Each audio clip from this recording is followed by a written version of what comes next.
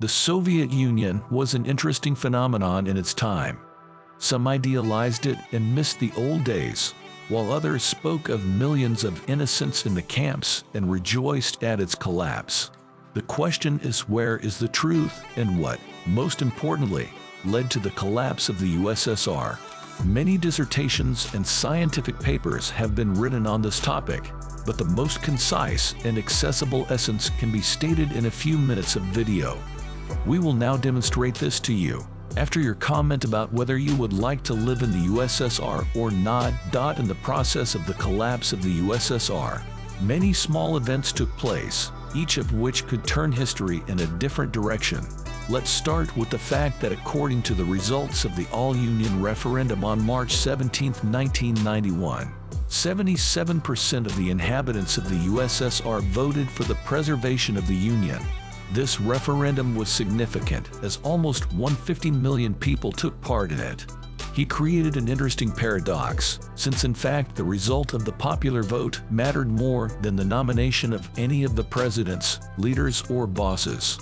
The rulers of Russia, Ukraine, and other countries were forced to make significant efforts to recognize the results of the referendum as illegal or obsolete as legally as possible. Until today, many supporters of the USSR referred to this vote. However, several important amendments should be taken into account. First, the vote itself did not imply the preservation of the Union in the same form. The wording was as ambiguous as possible, referring to the preservation of the USSR as a renewed federation of equal and sovereign republics. This meant that when voting, people simultaneously expressed their support for the preservation of the USSR and for independence for their particular country. The referendum envisaged the formation of a new union, the Union of Sovereign States. As you can easily see, the prefix Soviet disappeared from the name, and such a concept existed. Separate regions of the country proclaimed their independence on the air, while the leadership of the state under the leadership of Gorbachev tried to come up with any possible options for reforming the federation and maintaining it within its former borders, even at the cost of liquidating the Communist Party. The referendum is suspicious for several reasons. First, the wording was vague and ambiguous. In addition, Latvia, Estonia, and other countries actually refused to hold this referendum, which further complicated the situation. The history of the process of exclusion of these countries is quite complicated, and at the moment it no longer plays a big role. The referendum itself, and all the events that have taken place since 1990 were the stage of the USSR's death throes. To understand what the world would be like if the USSR survived, it is necessary to consider in more detail the reasons for its collapse. These reasons were numerous. One of the favorite arguments of the anti-union is toilet paper, and indeed, according to most sources, it only began to be used en masse in the early 70s. On November 3, 1969, the Department of the Rural Paper Mill was launched, which began to produce ordinary toilet paper on an industrial scale. Previously, it existed, but not in such quantities and not with the same level of hygiene as in Western countries. Some argue that separate manufacturing plants already existed before World War II.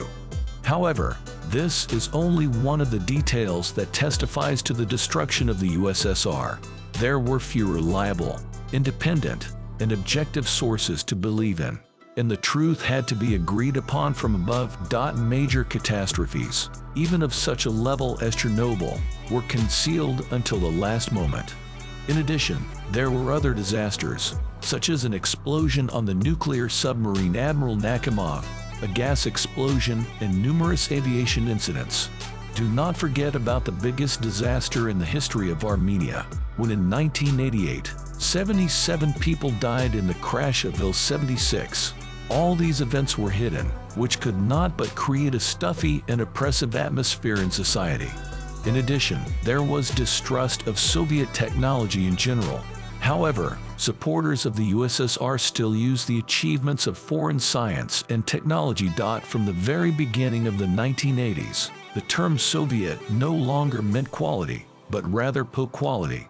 This was due to the policy of the government, which gave more importance to mass production rather than the quality of goods. Manufacturers were not interested in quality, since the batch demanded only quantity. Since 1953, in the USSR, enterprise evaluation plans did not focus on quality, but only on volumes. Therefore, in the Union, the position of an auto mechanic was of particular importance, since everything depended on him. Since cars broke down at every turn, it is not worth discussing the details of this problem in detail. Suffice it to say that a simple philosophy still remains in our heads. Imported is better than domestic. This attitude of quality was inherited from the atmosphere of the end of the USSR. The main mistake that anyone who enters into an argument about the preservation of the Union makes is that for some reason it is believed that the USSR was a communist state. In fact, this is far from the case.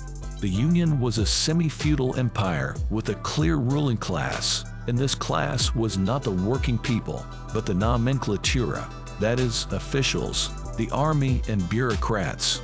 It was they who ruled the country and were in completely different conditions. Pay attention to the sign of the Berezovka store in the Soviet Union.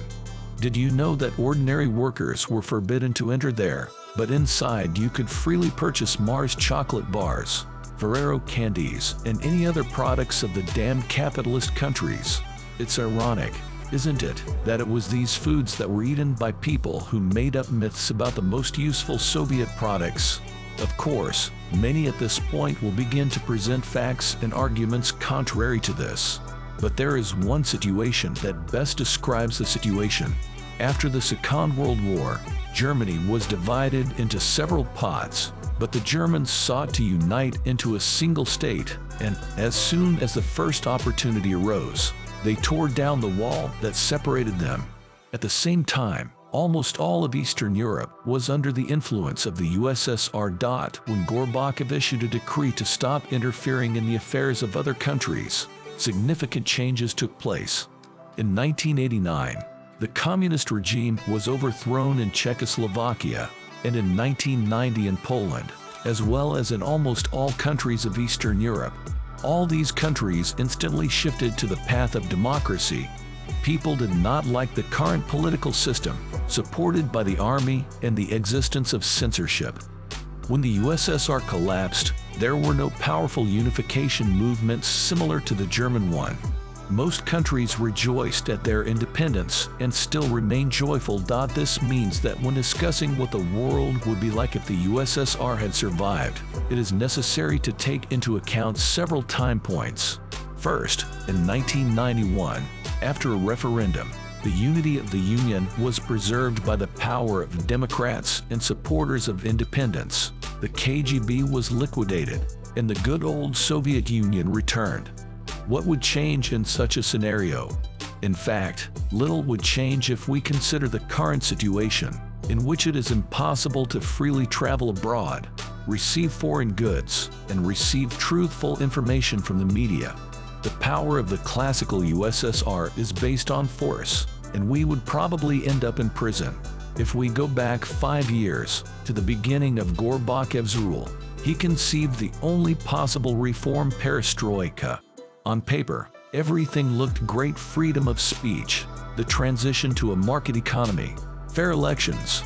However, the implementation of these ideas was carried out extremely ineptly. Instead of glasnost, people got silence on Chernobyl.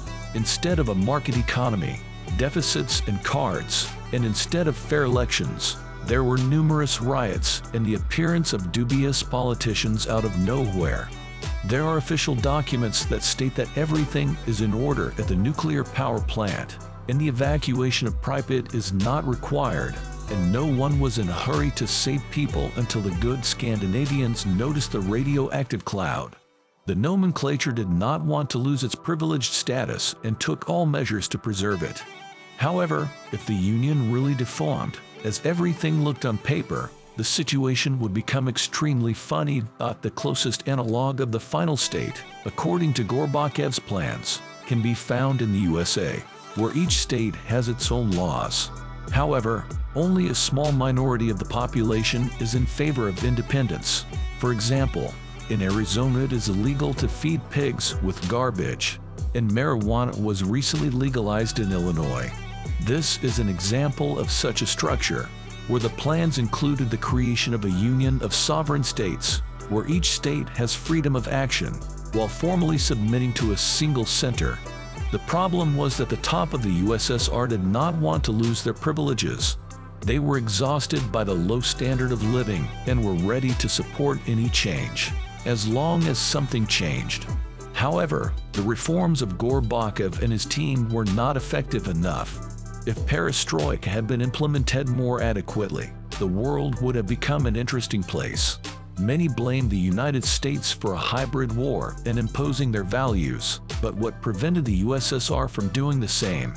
The absence of real competitors, the absence of strong advertising of Western products, and the possibility of doing business without corruption and theft. The USSR, with its powerful industrial base, would definitely be able to produce competitive products. An example of this is China, which for a long time copied Western developments, but then began to produce its own worthy analogs, which are used even in the USA. However, perestroika in China was carried out differently, focusing more on the interests of officials rather than the people. Thus, there are two hypothetical versions about the surviving USSR. In the first, which is a classic, we still dream of foreign kitchen furniture while watching the children of officials eat Kinder Surprise from the shops for the privileged. In the second version, the Union of Independent States is on a difficult but doable path with their own iPhones and Mercedes-Benz. Unfortunately, what happened is what happened, and there is no need to blame only the authorities for this. Our mentality and history are significantly different from Western ones, and therefore the emergence of a just and powerful state becomes impossible as long as people are satisfied with a low standard of living. It is important to remember that according to the Constitution, people are the source of power, but this is not understood by everyone. See you soon, friends.